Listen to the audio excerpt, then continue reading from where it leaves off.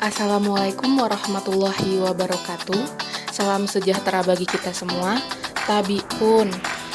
Kami dari kelompok 6 akan mempresentasikan hasil dari diskusi kami yang berjudul Problematika Penerapan Kerangka UBD di Lembaga Formal sebagai Siswa. Kelompok 6 beranggotakan 5 orang, yaitu yang pertama Evi Zazara, yang kedua Cindy Erviana, yang ketiga Suci Maharani, yang keempat Tiara Fadilah, dan yang kelima Tiara Farasinta. Pendidikan merupakan sarana utama dalam upaya meningkatkan kualitas sumber daya manusia. Dengan pendidikan, manusia dapat mengembangkan potensi dirinya melalui proses pembelajaran yang diatur oleh masyarakat atau pemerintah. Sedangkan sekolah merupakan suatu lembaga yang menyelenggarakan pendidikan secara formal. Wiggins dan McTighe pada tahun 2006 mendefinisikan UBD sebagai sebuah pendekatan pembelajaran yang meningkatkan pemahaman secara mendalam dan keterlibatan siswa. Desain pembelajaran ini berorientasi dari hasil belajar atau cara berpikir tentang pembelajaran, penilaian, dan pengajaran yang menempatkan peserta didik di tengah proses pembelajaran dan menempatkan proses pembelajaran pada akhir urutan perancangan.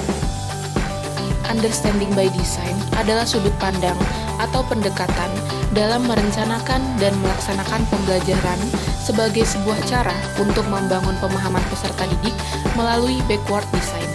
Meskipun kerangka ini dirancang untuk meningkatkan pemahaman siswa, namun peserta didik dapat menghadapi beberapa problematika dalam penerapannya. Beberapa masalah yang mungkin dihadapi peserta didik dalam penerapan kerangka UBD melibatkan: yang pertama, kesulitan memahami tujuan pembelajaran. Peserta didik mengalami kesulitan dalam memahami tujuan pembelajaran yang disajikan dalam bentuk pertanyaan esensial dan pemahaman mendalam mengenai konsep-konsep tertentu. Solusi yang dapat dilakukan untuk mengatasi kesulitan peserta didik dalam memahami tujuan pembelajaran yaitu: yang pertama, klarifikasi tujuan pembelajaran. Guru dapat melakukan klarifikasi lebih lanjut terkait tujuan pembelajaran, memberikan penjelasan tambahan, atau memecah tujuan menjadi langkah-langkah yang lebih kecil. Penggunaan contoh konkret atau ilustrasi juga dapat membantu peserta didik memahami lebih baik. Yang kedua, penyajian materi lebih terstruktur. Menyampaikan materi dengan lebih terstruktur, misalnya dengan menggunakan peta konsep atau rangkaian langkah-langkah, dapat membantu peserta didik memahami tujuan pembelajaran secara sistematis. Yang ketiga, formative assessment. Menggunakan penilaian formatif secara berkala dapat membantu guru memahami sejauh mana peserta didik telah mencapai tujuan pembelajaran. Dengan demikian, dapat dilakukan intervensi lebih awal jika diperlukan. Dan solusi yang terakhir yaitu kesempatan untuk bertanya. Menciptakan lingkungan di mana peserta didik merasa nyaman untuk bertanya dapat membantu mengatasi kebingungan. Guru dapat mendukung peserta didik dalam membantu ketidakpahaman mereka. Lalu yang kedua, kesulitan mengaitkan dengan pengalaman pribadi. Peserta didik dapat mengalami kesulitan mengaitkan pembelajaran mereka dengan pengalaman pribadi atau kehidupan sehari-hari mereka, terutama jika kurikulum tidak dirancang dengan mempertimbangkan konteks peserta didik. Solusi untuk mengatasi kesulitan peserta didik dalam mengaitkan pembelajaran dengan pengalaman pribadi pada model UBD adalah: yang pertama, penyesuaian kurikulum. Pastikan kurikulum dirancang dengan mempertimbangkan kebutuhan, latar belakang, dan pengalaman peserta didik. Sesuaikan materi pembelajaran dengan konteks kehidupan sehari-hari peserta didik. Gunakan konten yang relevan dan aplikatif sehingga peserta didik dapat melihat hubungan antara konsep pembelajaran dengan pengalaman pribadi mereka. Solusi yang kedua yaitu kegiatan berbasis pengalaman. Sertakan kegiatan pembelajaran yang mendorong peserta didik untuk merasakan konsep yang diajarkan dalam kehidupan sehari-hari mereka. Misalnya, proyek atau simulasi yang menggambarkan situasi nyata.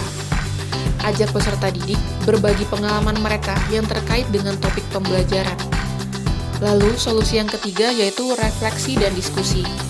Anjurkan peserta didik untuk merenung dan merefleksikan konsep pembelajaran dalam konteks pengalaman pribadi. dan sertakan waktu untuk diskusi kelompok yang memungkinkan mereka saling berbagi dan memahami perspektif masing-masing. Gunakan pertanyaan pemandu yang merangsang pemikiran kritis dan refleksi terkait dengan penerapan konsep dalam kehidupan sehari-hari. Lalu, solusi yang terakhir yaitu penggunaan studi kasus lokal. Gunakan studi kasus atau contoh lokal yang relevan dengan lingkungan peserta didik. Hal ini dapat membantu mereka lebih mudah mengaitkan konsep pembelajaran dengan realitas sekitar mereka. Yang ketiga, kesulitan dalam melakukan pemahaman yang mendalam. Pemahaman mendalam dalam pendekatan UBD merujuk pada pemahaman yang tidak hanya terbatas pada tingkat pengetahuan dasar atau fakta-faktanya saja, melainkan mencakup pemahaman yang lebih luas, signifikan, dan dapat diaplikasikan dalam konteks nyata.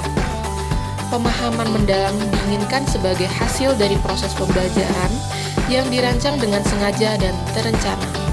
Dalam tuntutan hal ini, peserta didik bisa mengalami kesulitan untuk mencapai hasil yang diinginkan dari proses pembelajaran untuk mencapai pemahaman yang mendalam terhadap materi pembelajaran yang diajarkan. Solusi yang dapat membantu peserta didik mengatasi rasa kebingungan ketika menghadapi kesulitan dalam menggali pemahaman yang mendalam dengan pendekatan UBD adalah: yang pertama, meminta bantuan dari guru. Peserta didik dapat meminta bantuan dari guru untuk menjelaskan konsep yang sulit dipahami atau memberikan contoh yang lebih jelas kepada peserta didik. Yang kedua, berdiskusi dengan teman sekelas. Peserta didik dapat berdiskusi dengan teman sekelas untuk berbagi pemahaman dan ide. Yang ketiga, menggunakan sumber informasi tambahan. Peserta didik dapat mencari sumber informasi tambahan seperti buku, artikel, atau video yang dapat membantu mereka memperdalam pemahaman tentang konsep yang sulit. Lalu yang keempat, menggunakan metode pembelajaran yang beragam. Peserta didik dapat mencoba menggunakan metode pembelajaran yang beragam, seperti membuat catatan, membuat diagram, atau membuat pertanyaan yang memperdalam pemahaman peserta didik. Yang kelima, mengatur waktu belajar dengan baik. Peserta didik dapat mengatur waktu belajar dengan baik agar memiliki waktu yang cukup untuk menggali pemahaman yang mendalam. Solusi yang keenam, mengajukan pertanyaan kepada guru atau teman sekelas. Peserta didik dapat mengajukan pertanyaan kepada guru atau teman sekelas jika ada konsep yang sulit untuk dipahami. Lalu, solusi yang terakhir, melakukan refleksi dan evaluasi diri. Peserta didik dapat meluangkan waktu untuk merefleksikan pemahaman mereka tentang konsep yang sulit. Baik, sekian hasil dari pemaparan diskusi kami. Terima kasih. Wassalamualaikum warahmatullahi wabarakatuh.